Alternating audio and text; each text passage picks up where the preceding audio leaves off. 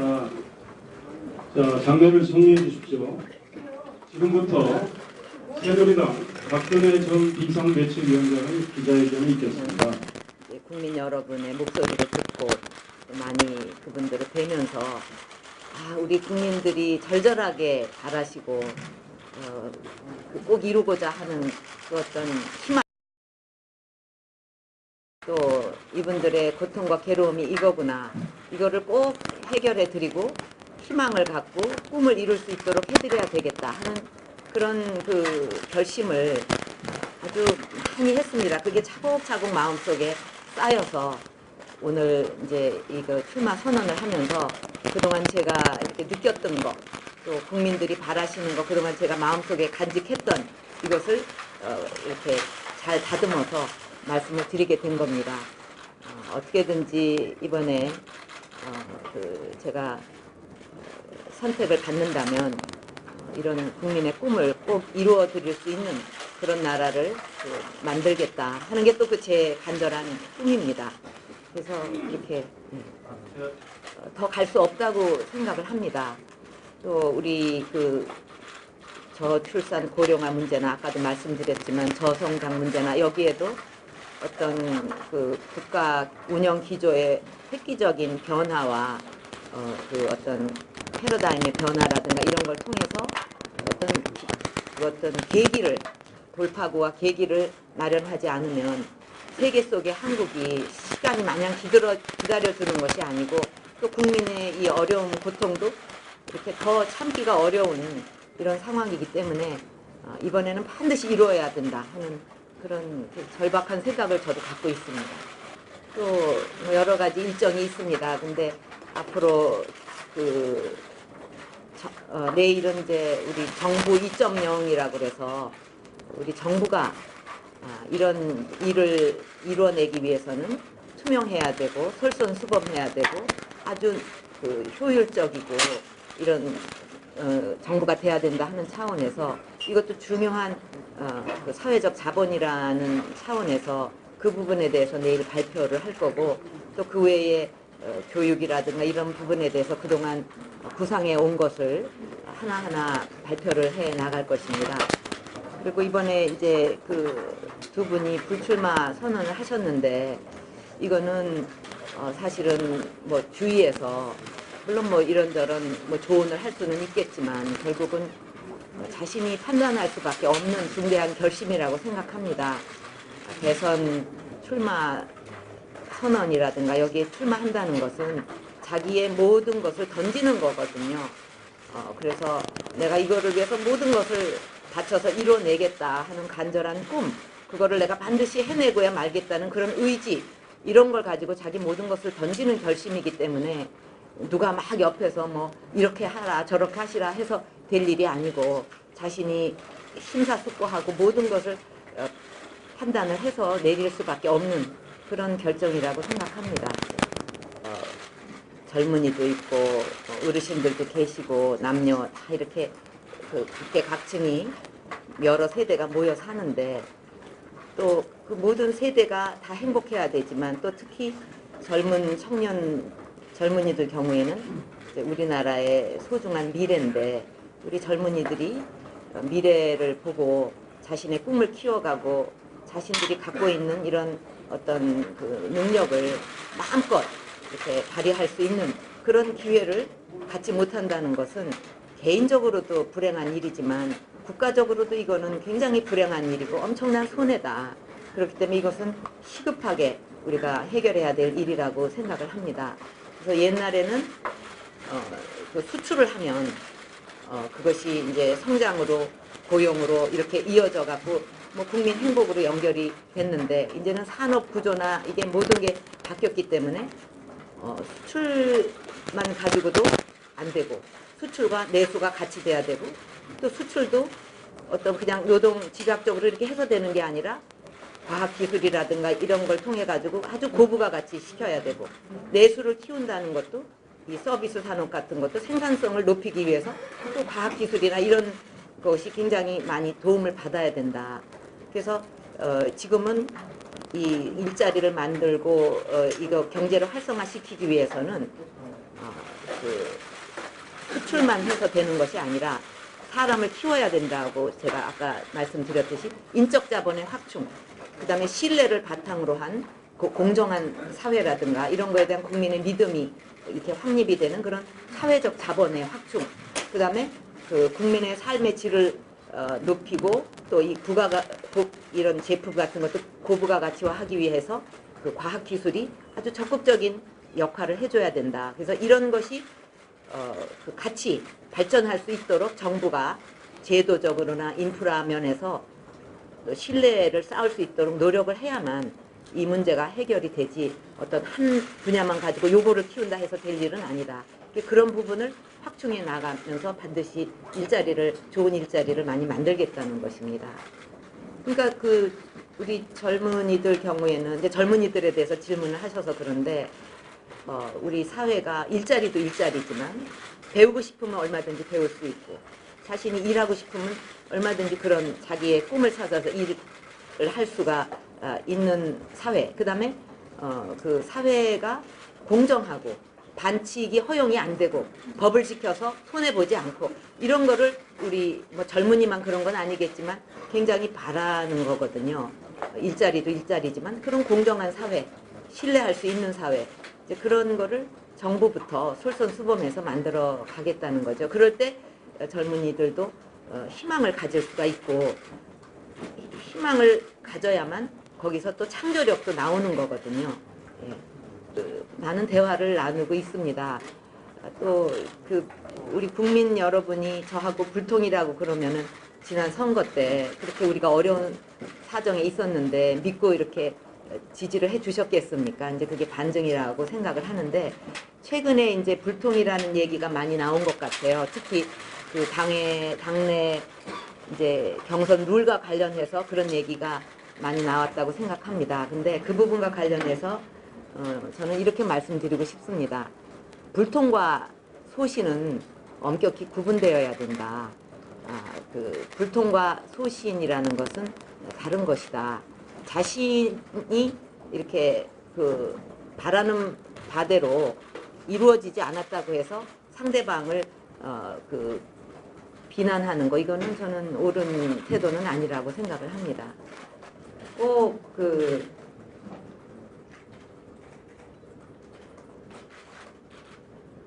제가 간절히 바라왔던 것을 꼭 이루어내고 싶다. 저의 마지막 기회이기도 하니까요. 여태까지 정치를 하면서 이거는 우리 나라와 국민들께 이런 거는 꼭 제가 보답으로 해드리고 싶다 하는 그게 있습니다. 또 뭐 대한민국 국민이야 다 나라를 사랑하는 건데 또 정치를 하면서 유달리 많은 국민을 만나면서 이거는 내가 꼭 이루고 싶다 하는 게 있습니다. 그게 이제 오늘 축약해서 말씀드린 건데 이번에 꼭 제가 이루고 싶어요. 이게 국민이 어느 정도 부담할 수 있는가, 또 어디에 우선순위를 두고 국민들이 이렇게 하기를 바라는가. 왜냐하면 한정없이 모든 거를 한다는 거는 사실 불가능하잖아요. 그거에 대해서 그 각계각층의 많은 국민들이 그 부분에 대해서 어떤 이제 의견을 내시고 그거를 수렴을 해서 이제 공감대를 이루고 그거를 전문가라든가 공무원들이 또 이제 시안을 만들고 그걸 가지고 또 대토론회를 열고 그래서 국민들이 이 정도로 우리 복지 수준이 이런 정도로 가고 이런 거에 조세 부담은 이런 정도로 하고 이런 거에 대해서 국민들의 어떤 그 공감대와 합의하에 이 일을 추진해야 된다는 생각에서 말씀을 드린 거고 그 다음에 구체적으로 어떻게 할 건가 하는 거는 이제 그런 의견을 모아서 이제 해야 될 거고요. 더 구체적인 거는 그 다음에 이제 지배 구조와 관련해서 순환 출자제 같은 것은 그거는 이제 그 어떤 그 자본 그러니까 뭐라 그럴까 그 거품이 끼는 자기가 그 투자한 그 이상으로 의결권을 이제 행사를 할 수 있다는 이런 불합리한 면이 있습니다. 그래서 이런 거는 좀 바로잡아 나가야 되지 않겠느냐. 그래서 기존에 이미 순환 출자된 부분은 현실성을 감안할 때 그거는 뭐 기업의 판단에 맡기더라도 신규로 하는 그 순환 출자에 대해서는 뭔가 좀그 규제 이런 것이 좀 검토돼야 된다 그런 생각을 가지고 있습니다. 지금 이제 우리가 신뢰 프로세스를 추진하는 데 있어서 뭔가 그 방향이 있어야 될 것 같아요. 그냥 신뢰하자 이게 되겠습니까 현실적으로? 그래서 그동안에 이제 남북 간의 합의를 본 거라든가 또 국제사회와 약속한 거라든가 이런 거부터 지켜야지 기존에 한 것도 안 지키면서 이제 새로 또 뭐 만들어서 약속을 지키면서 신뢰를 쌓자 하면 그거는 말이 안 되거든요. 그러니까 기존에 그 남북 간에 또 국제사회와 이렇게 맺은 이런 그 합의라든가 이런 거에 대해서 우선 그 서로 지키려는 노력을 하는 데서부터 출발해야 된다. 그 다음에 인도적인 지원이나 또 호혜적인 어떤 그 교류 사업 같은 거 있잖아요. 이런 것은 정치 상황이 막 변해도 그거는 꾸준하게 이어지도록 하자. 뭐 인도적 지원도 투명성을 확보한다는 전제 하에서 어쨌든 그런 부분은 흔들리지 않고 이어지도록 하자. 그리고 이제 이렇게 해서 자꾸 어떤 신뢰가 굳어져 나갈 때 더 나아가서 남북 간의 경협이라든가 또 북한의 그 어떤 인프라를 구축하는 문제 이런 것까지도 나아갈 수가 있다. 이제 이런 그 과정이 필요하고 또 이런 걸 바탕으로 해서 남북뿐만 아니라 동북아 지역에 핵을 빼놓고도 서로 협력할 일이 많습니다. 예를 들면 기후변화라든가 재난이라든가 무슨 이런 부분에 대해서 같이 국가 간에 협력을 하면 좋잖아요. 그런 부분에 대해서 핵 때문에 모든 게 스톱되는 게 아니라 그런 부분에 대해서는 같이 협력을 강화하는 여러 가지 노력을 해 나간다면 이제 이런저런 것이 쌓여서 그 신뢰를 구축해 나가면서 북한도 국제사회에 그 책임 있는 일원으로서 좀 인정받으면서 나아갈 수 있지 않을까 그런 이거는 좀 민감한 문제이기도 하고 또 그 국민들의 어떤 그 공감대 내지 합의 어떤 형태든지 그런 것이 없이 그냥 막 이렇게 절차를 이렇게 해 나간다는 것은 상당한 그 잘못된 것이다. 그래서 그런 무리가 있었기 때문에 또 국민들도 받아들이기가 어렵게 돼 있지 않습니까? 그래서 그런 절차가 중요한데 그거는 관련 상임위에서 개원도 됐으니까 여야 간에 충분히 논의를 해야 된다는 부분이고 또 그 내용을 어떻게 해야 되느냐 하는 부분도 이런 민감한 사항에 대해서 그 부분까지도 어떻게 내용을 할 건가 하는 것도 그 국회에서 그 여야 간에 충분히 논의를 하면 좋겠다 이런 생각입니다. 그리고 그 일본과 한국도 그 어떤 여러 가지 지금 그 역사적인 문제라든가 이런 거에 대해서 많이 부딪히고 있고 그것 때문에 뭐 국민들이 감정이 상하고 계속 이런 부분이 생기는 게 좀 앞으로는 양국 간에 그런 문제들이 좀 해소되는 방향으로 가야 되지 않겠는가. 한일 간에 협력할 문제도 많고 또 같이 그 힘을 합하면 동북아 평화라든가 또 어떤 경제 협력에 있어서도 굉장히 윈윈할 수 있는 부분이 많은데 이런 부분이 계속 그 튀어나옴으로써 그 국민들이 또 마음이 상하고 그래서 협력이 더 원활하게 될 수 있는 부분이 또 방해를 받고 하는 것이 굉장히 안타깝고 또 우리 미래 세대들한테도 참 그 바람직하지 않다 이런 생각입니다. 그래서 이런 부분에 있어서 좀 많은 노력이 앞으로 있기를 바라는 바입니다. 제가 그 항상 강조하는 부분이 있습니다. 우리나라의 어느 지역에 살든 어느 학교를 나왔든 또 어느 계층이든 할 것 없이 자기 미래에 대해서 꿈을 꿀 수가 있고 그것을 이룰 수 있다는 희망을 가지고 열심히 노력하면 그 꿈을 이루는 나라 이런 나라를 만들겠다 하기 때문에 거기에 다 포함이 되는 것입니다. 그러면 어떻게 하면 이 지역이 발전하고 또 그 우리나라 전체가 어디에 살든 국민이 행복하게 살 수 있는 걸 만드니 하는 거는 이제 또 구체적으로 또 들어가야 되겠죠. 예.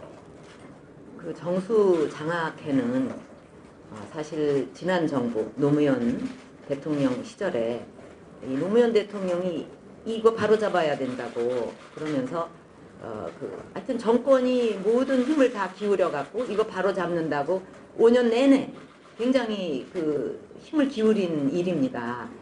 그렇기 때문에 그런데도 만약에 거기에서 어떤 뭐 잘못이 있거나 이거는 안 되는 일이 됐다든지 이런 일이 있다면은 그 정권에서 이미 해결이 났겠죠. 이거는 이렇게 하고 이렇게 하고 이렇게 해라. 힘이 없어서 못했겠습니까?